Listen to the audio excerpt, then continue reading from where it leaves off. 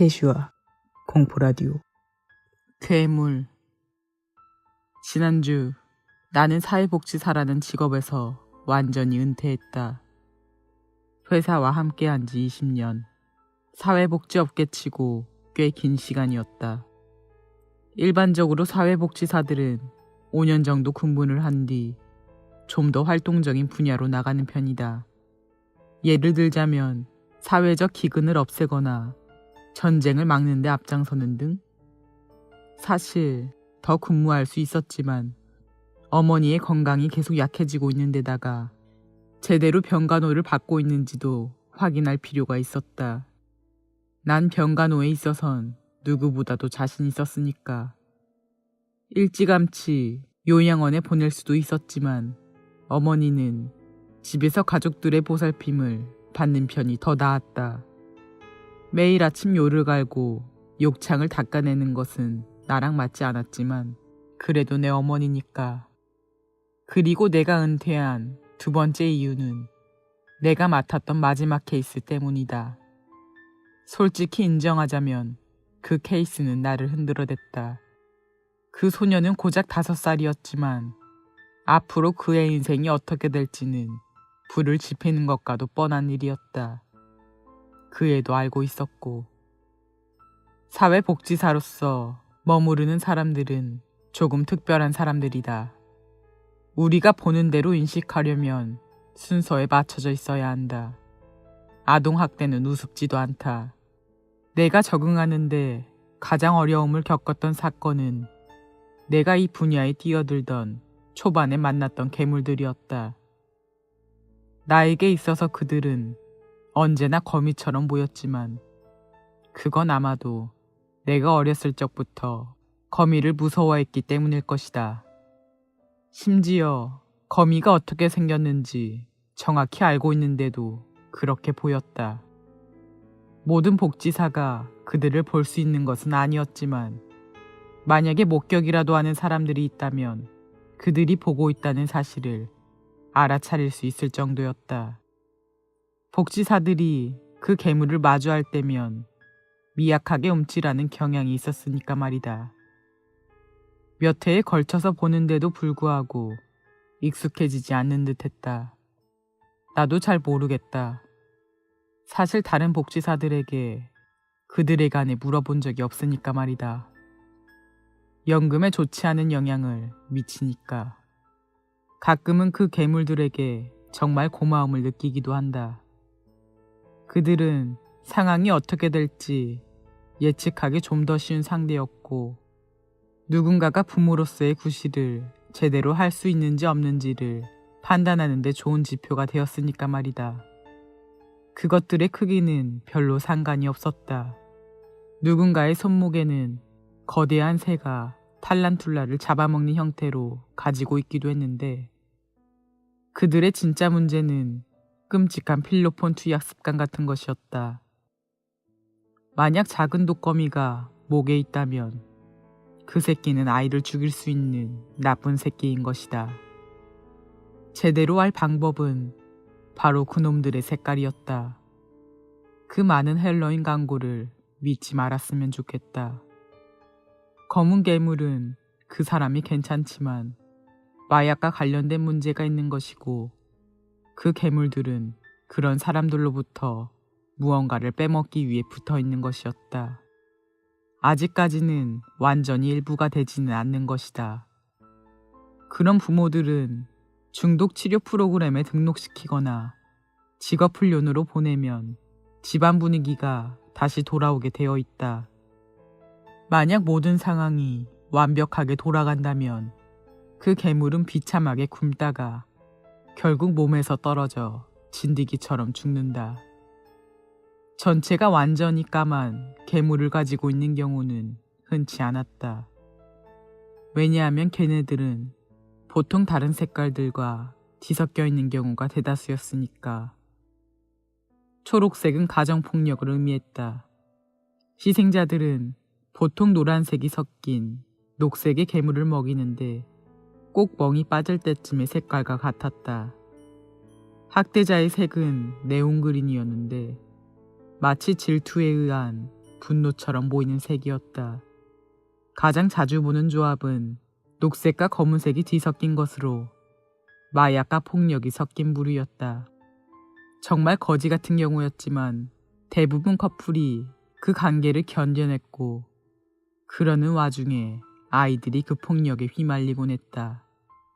노란색은 성적 학대로 그들이 문을 열고 들어서는 순간부터 나는 입양 서류에 사인하고 싶은 마음이 든다.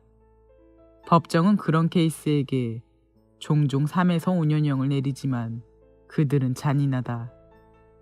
그것들이 최악인 이유는 언제나 그 영향 아래에 있는 아이들 또한 작은 노란 괴물들이 위를 돌아다니고 있고, 학대자 근처에 가기라도 하는 경우에는 제각각 가지고 있는 괴물들이 서로를 향해 작은 거미줄을 내뿜어대는 것이었다. 이런 경우는 법원 심리에서 종종 볼 수 있었다. 빨간색은 신체적 학대였다. 색이 더 밝을수록 더 악질이라는 의미를 가졌다.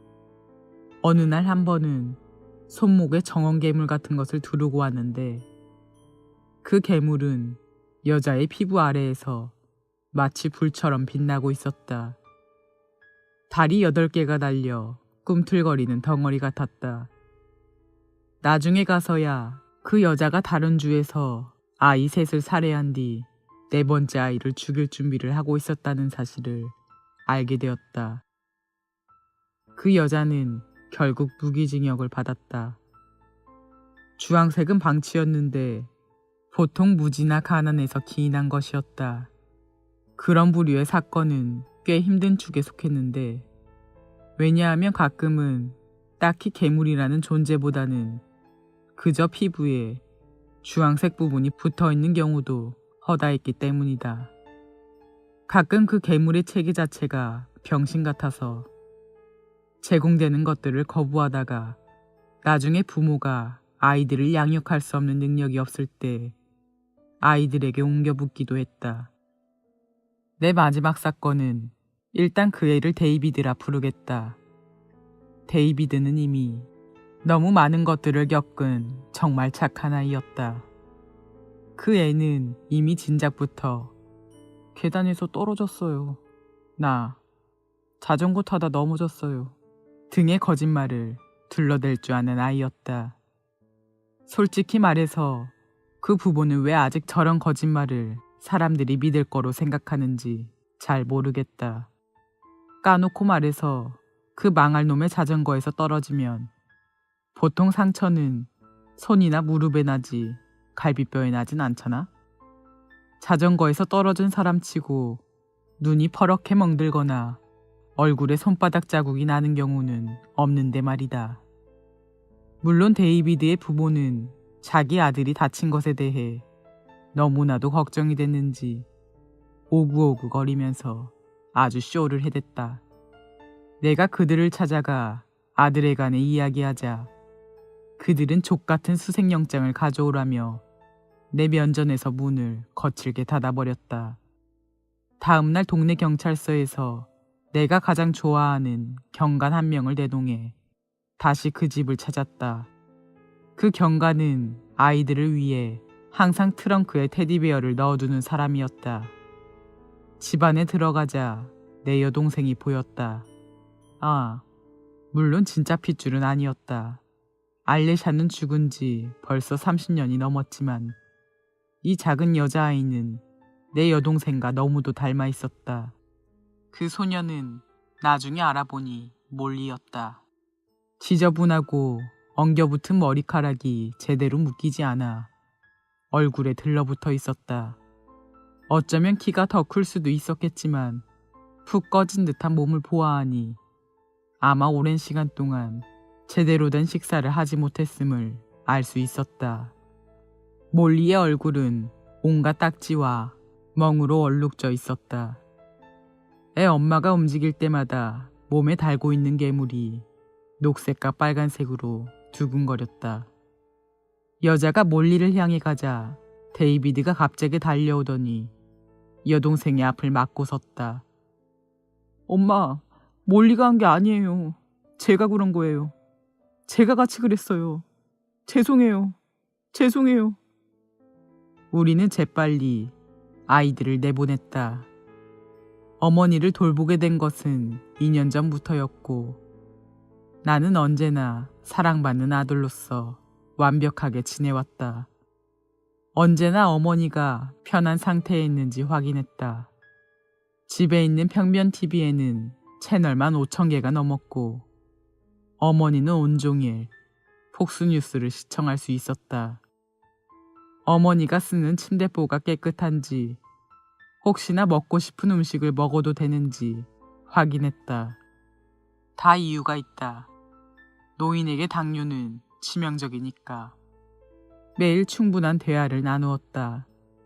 어머니가 외로워한다는 것을 알고 있었지만 대부분 노인들이 그러하니까. 나에게 남은 가족이라고는 어머니가 전부였기에 가능한 한 오래 모시고 싶은 마음이었다. 다음 해로 넘어가자 아이들의 삶은 놀라울 정도로 개선되었다. 그 집 엄마와 엄마의 남자친구는 아빠는 아니었다. 애들의 아버지를 찾는 것은 불가능했다. 가정 방문이나 치료에 아주 이따금 참석했지만 마침내 차츰 여자는 중요한 것이 무엇인지 깨달아가고 있는 것 같았다. 여자에게 붙어있던 괴물은 여자를 마주할 때마다 더 둔한 움직임을 보였다. 우리는 그녀가 사회에 나가서도 아이들에게 진짜 부모 노릇을 할 수 있는지 확인해 보기로 했다. 여자의 관찰 실험을 위해 쇼핑몰로 데리고 갔다. 몰리가 엄마를 보더니 반갑게 달려갔다. 데이비드는 그러지 않았다. 그는 뒤로 점점 물러나더니 내 다리에 매달렸다. 그가 덜덜 떨고 있음을 느낄 수 있었다. 빨개요. 데이비드는 훌쩍이며 말했다. 저 쥐는 빨개. 내 눈에도 보였다. 그 여자의 팔을 타고 올라가는 괴물은 아주 밝게 빛나는 빨간색 세자비검이었다. 여자가 가방에 손을 넣었다. 무슨 일이 일어나고 있는지 미처 깨닫기도 전에 나는 이미 여자를 바닥에 넘어뜨렸고 그 덕에 왁스칠 잘된 로비 바닥으로 총이 쭉 미끄러졌다. 이 망할 년! 여자는 몰리를 향해 소리쳤다. 이게 다 니년 때문이라고! 모든 것이 다 니년 때문이야. 그 다음 주 입양이 마무리되었고 나는 그 다음 날 은퇴했다. 오늘 저녁 어머니와 함께 긴 대화를 나눴다. 가끔 보면 어머니는 참 명쾌한 답을 내놓았다. 계속해서 알레샤의 존재에 관해 물어보셨다. 얘야, 알레샤는 어디로 갔니? 왜 알레샤는 집안일을 하지 않고 그렇게 게으름을 피운다니? 나는 계속해서 알레샤는 죽었다고, 당신이 죽이셨다고 말했다. 나는 매일매일 어머니에게 당신이 당신 자식을 직접 죽였다고 상기시켜 주었다. 언제나 어머니가 그것을 기억해내기를 바랬다. 매일, 매일을. 딱히 식사를 하고 싶어하는 것 같지 않아서 식탁에 드실 음식을 올려두고 방을 나왔다. 어머니의 발목에 채워진 벨트는 하도 문질러대서 발목이 쓰라릴 것이다. 방 밖으로 나온 나는 문을 자물쇠로 잠근 뒤 안에서 접시를 내던지는 소리를 들었다. 어머니는 이미 음식에 약을 탔다는 사실을 알고 있지만 결국 언젠가는 먹게 될 것이다. 밖으로 나오면 발목에 드레싱 처리해둔 거 갈아드려야지. 어머니가 편하게 있는 것만큼 나에게 중요한 것도 없다. 나는 눈을 감고 문에 기대어 섰다. 그 꼬맹이를 새집에 내려다 줄 때 아이가 하던 말을 아직도 선명히 기억하고 있다. 게이지 아저씨, 데이비드는 말했다. 아저씨도 쥐가 있어요. 근데 그게 등에 있어요. 나는 아이에게 몸을 기울여 손가락으로 아이의 코를 살짝 튕기며 대답했다. 알아 꼬맹아, 나도 이미 알고 있단다.